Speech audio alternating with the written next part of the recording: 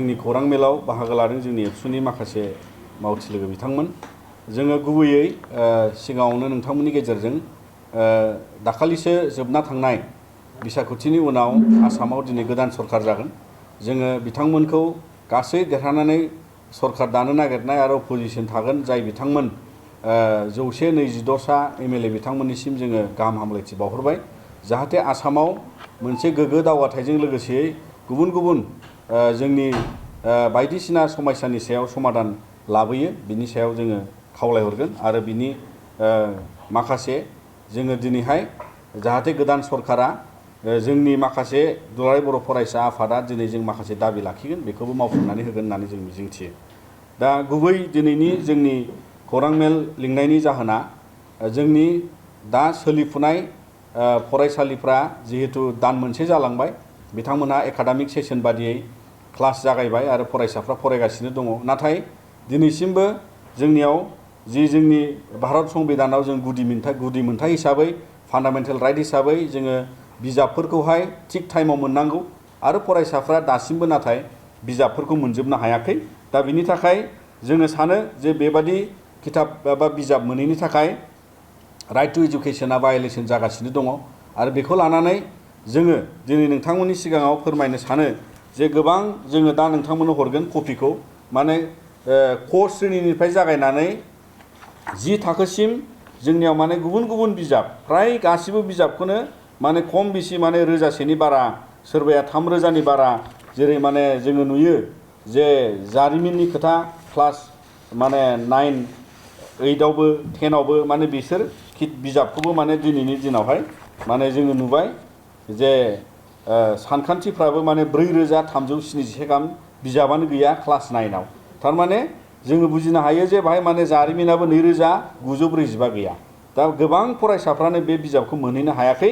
आरो बेजों लोगोसे क्लास 10 आवबो जों नुयो माने समाज बिगियानखौ लानानैबो बाहाय 1922 माने बे बिजाबा दाबो फरायसाफ्रा मोनाखै बड' एमाइल आरो फ्राय गासिबो 1 थाखो क श्रेणीनिफ्राय 10 थाखोसिम गोबां माने बेबादि बिजाबनि रिक्वायरमेन्ट दासिमबो दङ दा बेखायनो जोङो नोंथांमोननि गेजेरजों खावलायगोन आसाम सरकार आरो आसामनि जे school board of school education board जे दङ मानगोनां चेयारमेन बिथांनिसिम जों जोंनि लिरबिदांखौ हरगोन आरो बेबादि थाबैनो जोंनो बिजाबखौ मोनहोनो थाखाय जों खावलायगोन आरो बेजों लोगोसे दिनैनि जोङो थांनाय बोसोरावबो जोङो हेंथा खालामबोदों जे इउनिफर्म राननाय इउनिफर्म मोनहोनायनि बेलायाव जोंनि हाई स्कुल स्टैंडार्डनि फरायसाफ्रा सेकेन्डारि स्टेजाव 11-12 आवबो दख'ना गानो दा बेखौ लानानै गुबुनाबो सोरबा मेख्ला गानगोन ट्रेडिशनल ड्रेस गानगोन गाव माहारिनि ड्रेस गानो दा बेवहाय जोङो नुदों थांनाय बोसोराव माने पलिस्टारनि दख'ना बायजोनिफ्राय साप्लाय सफैदोंमोन जों बेखौ हेंथा खालामदों आरो देग्लायबो जोङो बेबादि जाहाथे जानाङा आसाम सरकारा बा एसएसए आ आसामनिया बेखौ जोथोन लानांगौ जे आसामावनो मोननाय दख'ना आसामावनो मोननाय मेख्लाफोरखौ होनांगौ जाहाथे बियो मोनसे गावनि हारिनि माहारिनि मान सन्माननि खोथा दङ आरो बिनि थाखाय जोङो दिनै खावलायगोन जे आसाम सरकारा खुनु पद्दाय जोंनि दख'ना आरो मेख्लाफोरखौ असनमान खालामनाङा आरो एसएसए आबो बेखौ असनमान खालामनाङा जोंनि बे ड्रेसखौ गावनि नंगुबै ड्रेसखौ होनांगौ दख'नाखौ होनांगौ आरो दख'नायाथ' GI टेग जानायनि उनाव बियो मोनसे बयजोंबो गनायजानाय मिथिसारजानाय बियो मोनसे बड' दख'ना हिसाबै मिथिजायो दा बेखायनो इउनिफर्मखौ बेबादि होनांगौ आरो एसामिसनि मेख्ला थायोबा मेख्लाखौबो होनांगौ बबेबा स्कुलाव सुरिदार होयो सालवार होयो बेखौबो पलिस्टारनि गोबां जायगायाव होनानै जोङो थांनाय बारावबो प्रटेस्ट खालामदों हेंथा खालामदों आरो दाबो जोङो जाहाथे आसाम सरकारा स्कुल स्टेजाव एलिमेन्टारि लेभेलावबो शार्ट होनाय स्कार्ट होनाय बा पेन्ट शार्ट होनायाव जाहाथे फरायसाफोरखौ बेबादि खैफोदाव खोख्लैया मानोना पलिस्टार बा खम बिबांनि खम बेसेननि बिथांमोना बेबादि जाहाथे जोंनियावहाय फरायसाफोरनो बेबादि ड्रेसखौ दैथाया जों खावलायगोन जाहाथे कटननि मोजां ड्रेस आरो नंगुबै दख'ना आरो नंगुबै मेख्लाफोरखौ जाहाथे हरो बेखौ जोङो खावलायो आरो बेजों लोगोसे गुबुन गुबुन बिजाबजों लोगोसेयै दा फरायग्रा फरायसाफोरनि थाखाय लेखा लानायनि बेग गुबुन गुबुन आइजेंफोर हरनाय जायो फ्रियैनो जाहाथे बेखौबो थिग समाव हरो जाहाथे फरायसाफ्रा स्कुलाव थांनायाव जेबो उसुबिदा जाया बेखौबो जों खावलायबाय दा बेजों लोगोसे जिहेतु गोदानै आसाम सरकारा फर्म जासिगोन बिथांमोना बिबान लागोन दा बिनि उनाव जों खावलायगोन जे आसामाव खालि जाना थानाय बर' मिडियामनि जे फोरोंगिरिनि मासि बा फोरोंगिरिनि पस्टआ जेराव जेराव खालि जानानै दङ बेखौ एलपि निफ्राय पिजिसिम बा एलपि लेभेलनिफ्राय इउनिभार्सिटि लेभेलसिम बिथांमोना बेखौ जाहाथे फुरा खालामनानै होयो मानोना बर' मिडियामनि जे फोरोंगिरिनि आंखाल बे आसामाव गोबां खालि जानानै दङ बेखौ थाबैनो सुफुंनांगौनि थाखाय जों खावलायो। बिनि उनाव बड'लेण्ड सरकारखौबो जोङो खावलायफिनबाय जाहाथे बिथांमोना दा कड अफ कन्डाक्ट जोबनायनि उनाव थाबैनो एबा गोख्रैनो बिथांमोना जि होनो थानाय एलिमेन्टारिनि जे टिचार एपइन्टमेन्ट बाखि माने आद्रा जानानै दङ बेखौ जाहाथे बिथांमोना थाबैनो होयो मानोना दा स्कुला जागायगासिनो दं गोबां फरायसालियाव फोरोंगिरिनि आंखाल बा फोरोंगिरि सासे बा फोरोंगिरि गैयालासिनो गोबां फरायसालियावहाय बेबादि जेंनाफोर सोमजिगासिनो दं बेखायनो जों बड'लेण्ड सरकारखौ खावलायबाय जाहाथे बेखौबो माने थाबैनो सुफुंनानै होगोन आरो गोदान टिचार एपइन्टमेन्ट होगोन। दा बेजों लोगोसे जों मिथिगौ जे दानि जुगाव आर्टिफिशियेल इन्टेलिजेन्स बा मेसिन लार्निंजों फरायसाफोरखौ दावगाहोनांगौ नाथाय जोंनि फरायसाफ्रा जुदि दासिमबो दान मोनसे जोबनायनि उनावबो जुदि बिजाबखौनो मोनाबा जाय बिजाबजों फाउन्डेसन बा जागायजेननायनि गियानखौ लानानै बिथांमोना एआई सोलोंनांगौ दं बिथांमोना मेसिन लार्निंआव हाबनांगौ दं दा बेबादि मोनसे सुजुग सुबिदाखौ दिनैबो जुदि आसामाव बा जोंनि देशआव जुदि बेबादि माने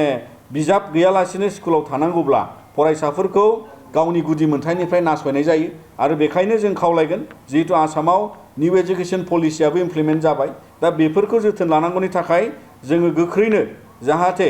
10 दिननि उनाव आसामा 10 दिननि गेजेराव जाहाथे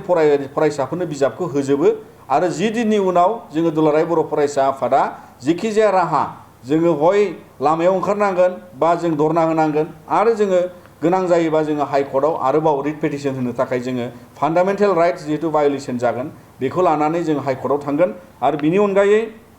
बेखायनो जोङो बुंदों 10 दिन मानोना 18 मेआ बर' बिजों सान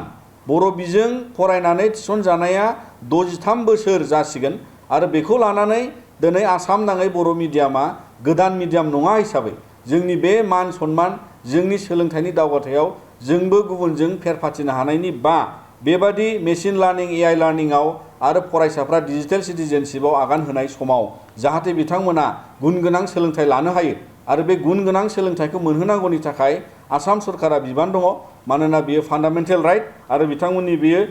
जिहेतु मावनां हाबाफारि बेखौ लानानै बे जोंनि बर' मिडियामा 63 बोसोर जिथु सोलिगाबाय बेखौ लानानै जाहाथे जोंनि सायाव माने जिहेतु बिमा बाथुलनि जे मोनसे नोजोर बेखौ जाहाथे खालामा आरो बेजों लोगोसे जोंखौ जाहाथे नासयनाय बाबै नाया आरो बिनि सायाव दुलाराय बर' फरायसा आफादा अरायबो जोङो सांग्राङै जुजिलांगोन आरो जाहाथे जोंनि फरायसाफ्रा आरो जोंनि गुन गोनां सोलोंथाइ लानायाव बेबादि गोलैसोनाङा बिनि सायाव जोङो दिनै नोंथांमोननि गेजेरजों आसाम सरकार